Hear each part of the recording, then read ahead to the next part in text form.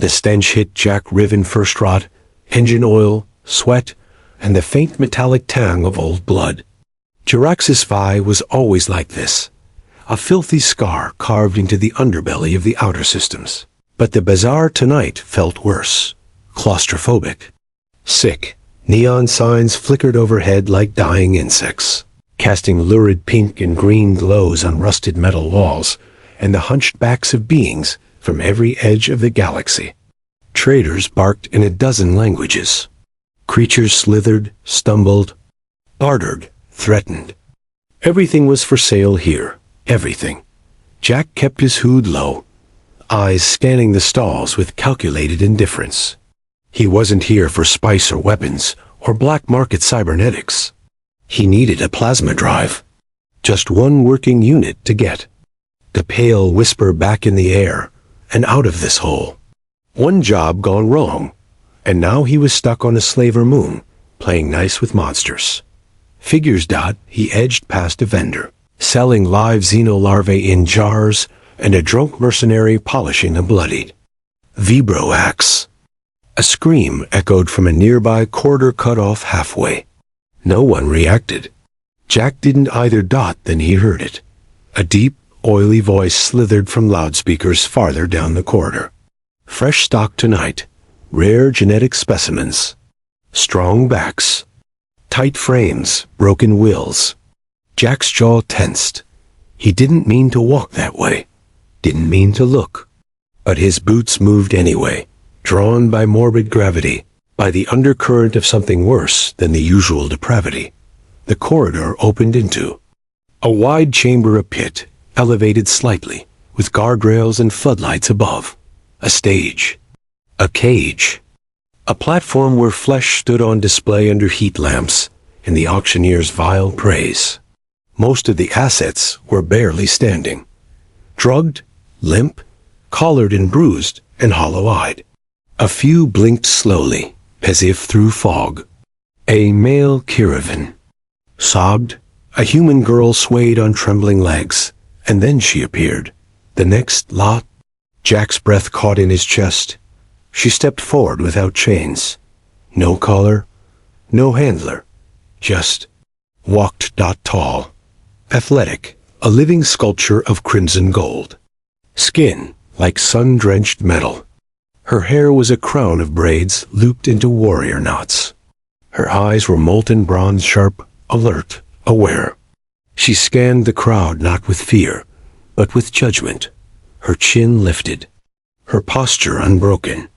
Even bruised, she looked like a goddess. Carved from starlight, the auctioneer's voice purred.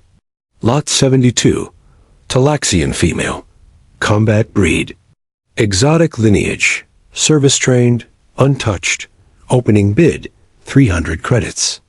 Jack took a step forward before he realized it. The crowd shifted, alien faces turned, breath held. The air felt charged.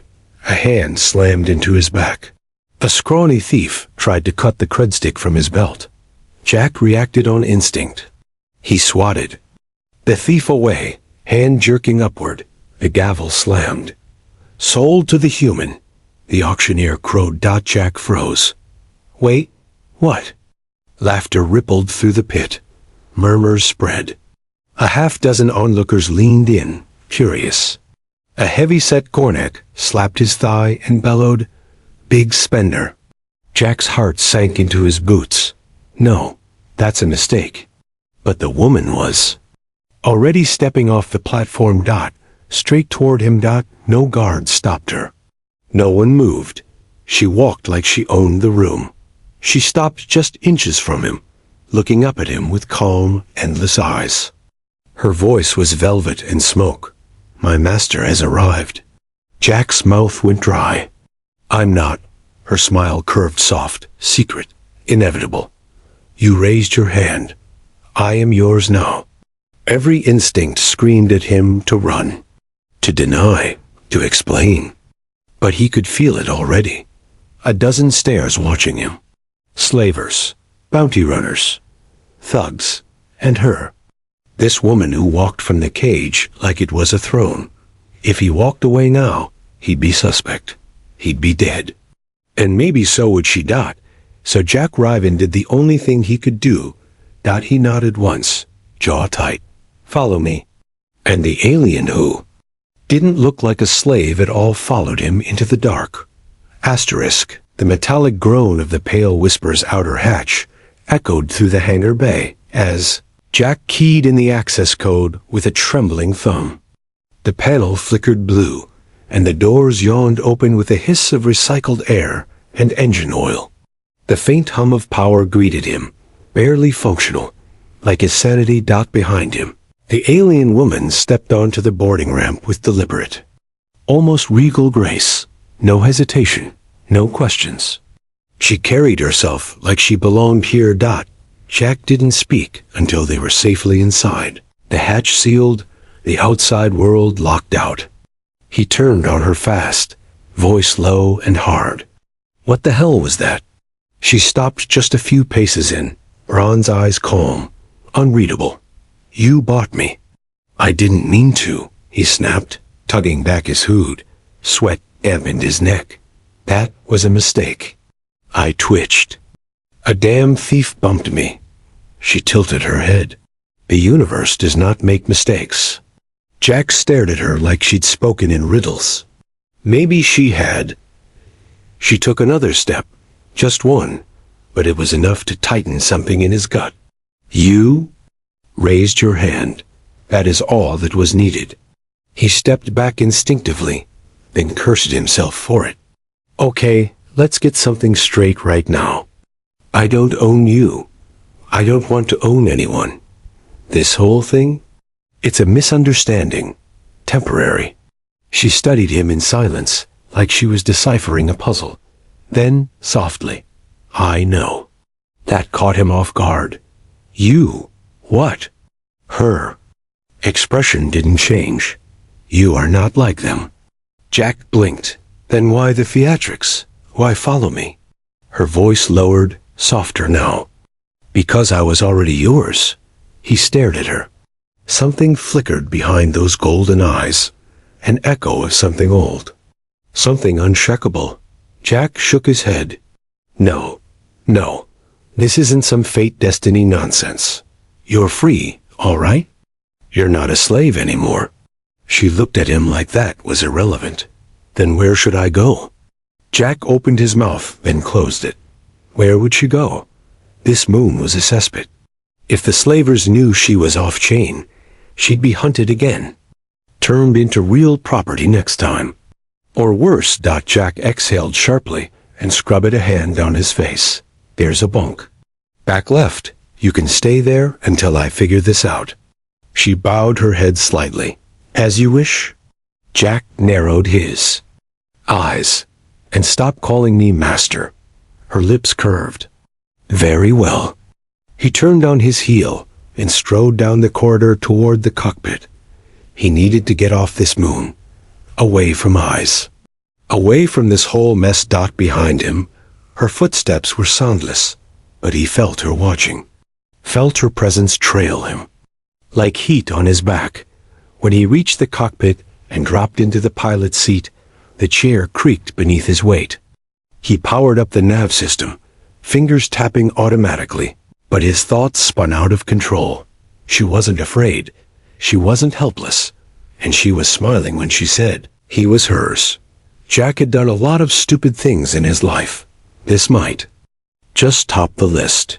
Back down the corridor, the woman stood in the middle of his ship. Her ship now too. If she had her way, running her hand over the wall, like she was memorizing it by touch. She whispered something in her native tongue. It wasn't a prayer. It was a vow. And no matter how far Jack planned to run, he'd already sealed his fate the moment his hand had moved. The bond, in her mind, was sealed. He just didn't know it yet. Asterisk, the stars outside the viewport bled into streaks as the Pale Whisper slipped into FTL, the engines groaning beneath the strain of a jump it wasn't built to handle. Jack Ryven leaned back in the pilot's chair, arms crossed tight, jaw tighter. A cold, persistent knot had settled in his chest the moment the drive engaged. though it had less to do with the jump, and more to do with what was happening too. Corridors down. She was still there. Sella. The alien woman he'd never meant to claim, never meant to own. Not that he truly believed he did. She didn't carry herself like someone owned. She moved like a storm that let itself be bound for now. Jack sighed and rubbed the back of his neck. Sleep was impossible. Everything about her was wrong. The way she looked at him. The way she seemed to belong aboard his ship, like she'd lived here longer than he had. Like she'd chosen him, which was ridiculous. He pushed out of the chair with a grunt and made his way down the narrow hall, each step echoing against metal plating. The ship was too quiet. Always was when the nav computer handled the jump. No alerts. No blinking red threats. Just silence and her. He stopped at the threshold of the bunk room. She sat cross-legged on the floor, her long legs folded beneath her with unnatural stillness. The dim blue glow of the emergency lights bathed her skin in surreal hues, the crimson gold of her body shimmering faintly like hot coals under ash. Her eyes were closed, her breathing slow, meditative, but she wasn't asleep. Not even close. "I know you're there," she said without opening her eyes. Jack cleared his throat. Could say the same. Asterisk, she opened her eyes slowly, and when they locked on his, it felt like pressure. Like gravity. He leaned against the doorway, arms crossed. "We need to talk." Sella tilted her head slightly, serene. "So speak." Jack tried to ignore the pull in his gut. "I didn't ask for this." "I know. I didn't mean to bid." "I know," he frowned. "And why are you acting like this was fate?" She rose in one smooth motion, tall and fluid, a single ripple of grace. "Because it was." "No," Jack snapped. "Don't give me that cryptic warrior bonded by destiny nonsense. I didn't rescue you. I didn't even know what the hell was happening. You're not some mystical prize. You're a person, and people get a choice." Sella stepped closer, slowly, the air shifting as she approached. "You gave me choice the moment you raised your hand. You gave me a way out. It was an accident." Her voice softened. "But you didn't take it back." Jack's mouth opened, then closed. Because he hadn't. He could have denied the bid, argued, walked away, but he didn't. Sella took another step, close enough now that he could feel the heat radiating off her skin. Her presence wasn't overwhelming, it was centering, like the quiet after a storm. "I am not bound by chains," she said. "I am bound by instinct. And my instinct says you are the one." Jack laughed once, sharp and humorless. "The one? For what? You don't know me." "No," she admitted. "But I felt the moment. And sometimes, a single moment is more true than 1,000 days." He turned away before the weight of her stare unraveled him. "Talaxi, that's what the auctioneer said you were." Sella nodded. "Yes, you're warriors. I've heard of you. Prideful, rare, dangerous." Her eyes gleamed faintly. "And loyal." Jack hesitated. "This bond, this thing you think we have, it's real for your people? It is sacred?" she said simply. "When claimed in battle or rescued from dishonor, a Talaxi gives everything. Body, mind, name. It is a vow we feel." Jack stared at the floor. "That's not how humans work." She stepped beside him, voice quieter now. "That is why your kind is always running." He snapped his gaze to hers. "I'm not." "You are," she said gently, but without yielding. "Even now." Jack's chest rose and fell with shallow breath. He wanted to deny it, but how could he? She wasn't wrong. He turned toward the wall, desperate for distance, but her voice stopped him. "You may not believe in fate, Jack Ryven," she said, "but fate believed in you." He didn't answer, and when he finally left the room, The only sound that followed him was the quiet hum of the ship and the steady rhythm of a heartbeat that wasn't entirely his own anymore. Asterisk, the pale whisper, broke out of FTL above a dead moon-charred gray, ringed with abandoned satellites and forgotten mining hulls, a graveyard orbit lost to the galactic charts.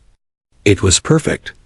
Jack Riven guided the ship manually, fingers flying across the console. He didn't like docking near anything unfamiliar, but this place was supposed to be safe. No scanners, no patrols.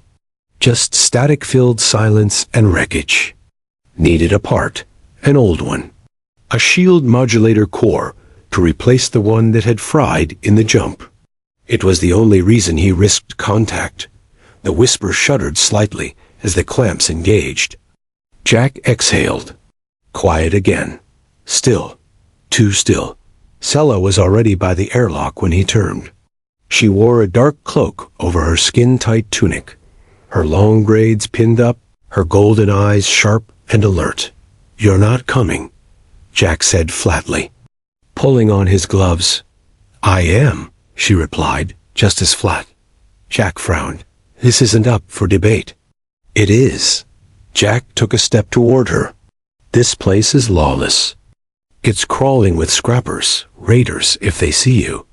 They will see someone armed." She interrupted, stepping forward to reveal a concealed dagger strapped to her thigh. "And unafraid." Jack opened his mouth to argue, then hesitated. Was no fear in her eyes. Not a flicker. "You don't trust me to handle myself?" she asked, almost amused. Jack cursed under his breath. "Fine, but you stay close." Sela smiled, faint and dangerous. "As always, husband." "Stop calling me that," he growled, though his chest tightened in a way that annoyed the hell out of him. The docking ramp hissed open, and the two descended into the stale air of the broken hangar. Old lights flickered overhead.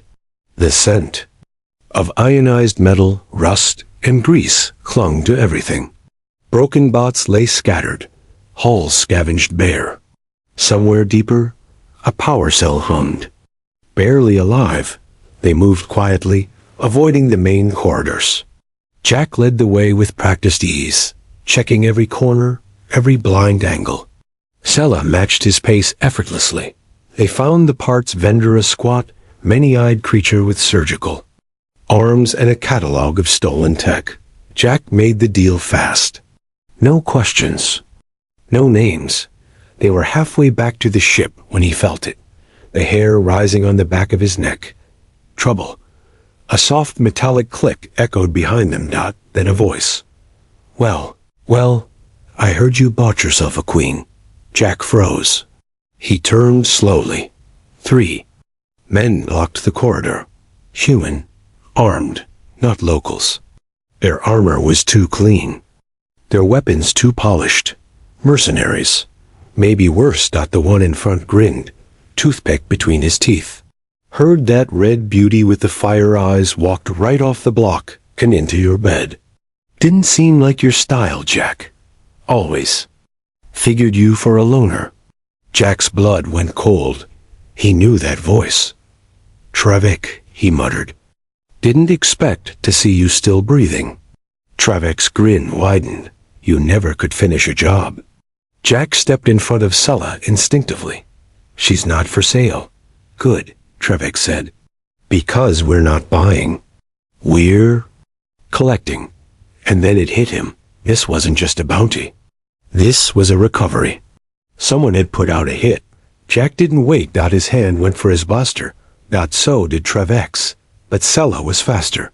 She lunged past Jack in a blur of crimson and gold, her blade flashing in the dark.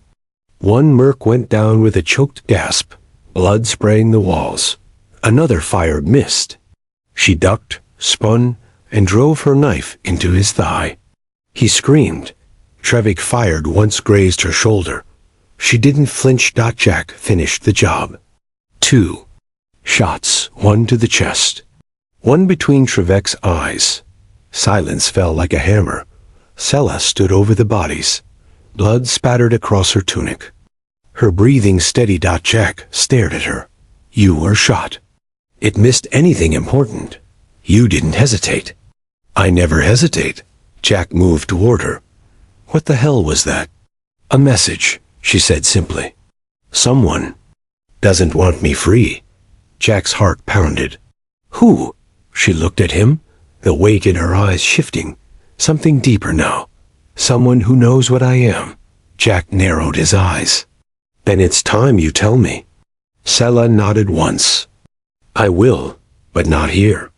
Sirens whined deep in the station, delayed, but coming.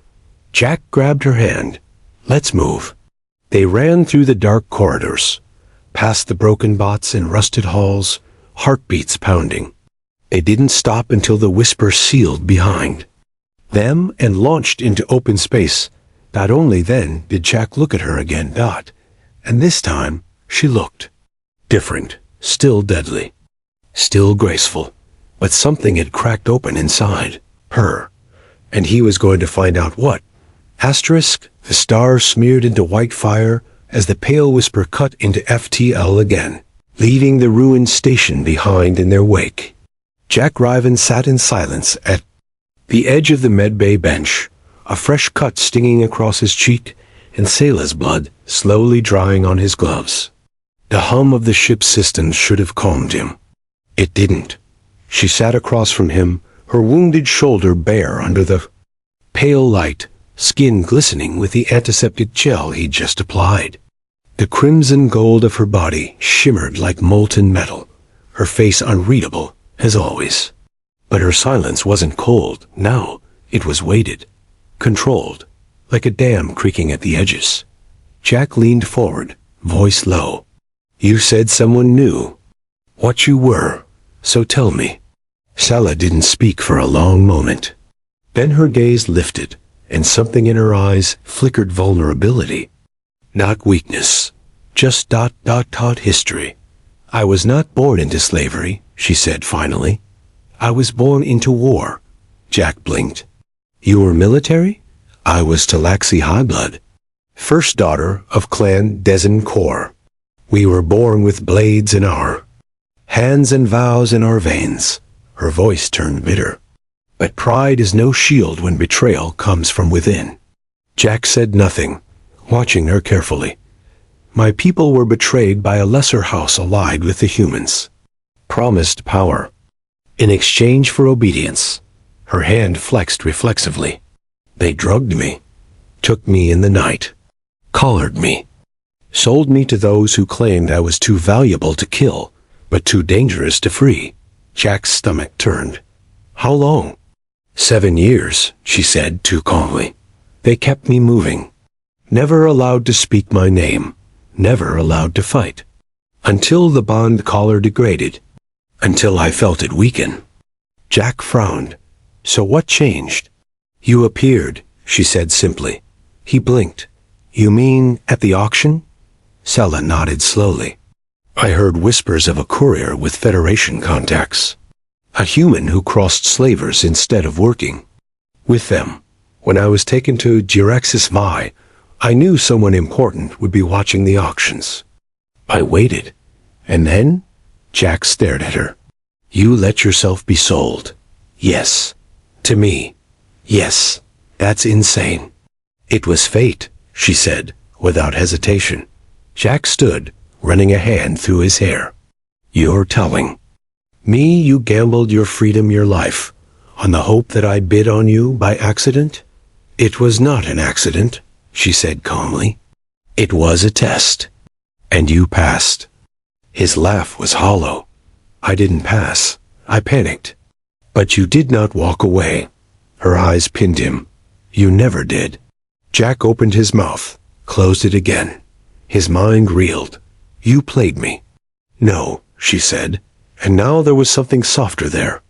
I trusted you. The words hit him harder than any shot to the chest. Jack looked at her again, really looked. At the scar over her collarbone. The faint mark of a removed slave tag behind her ear. The way she never turned her back to a door. The way she watched him with the intensity of someone who didn't hope she believed. And somehow, that was worse. You chose me, he whispered. I did. Jack stepped back, voice rough. Why me? Sella rose to her feet in one smooth, fluid motion. Because you're the only man I've ever seen hesitate to kill and still be deadly. Because you act like nothing matters, but your hands shake when the innocent get hurt. Because even now, you're terrified. And still standing. Jack stared at her, throat tight. She stepped close. Close enough that he could feel the heat radiating off her skin. You don't have to accept the bond, Jack Riven, but it has already accepted you. His voice dropped. And what happens? If I do, Sella reached up, brushing her fingers over his jaw. Then you're mine, entirely, as I am yours. He should have stepped back, but he didn't. He let her touch him. Let her hand stay, because some part of him had stopped running the moment she said husband, and he wasn't sure he wanted to start again, not this time. Not from her asterisk. The pale whisper drifted in orbit above a dying star, its light flickering like a candle in the void. They were far beyond mapped space, now no trade routes, no patrols, no prying eyes, just silence.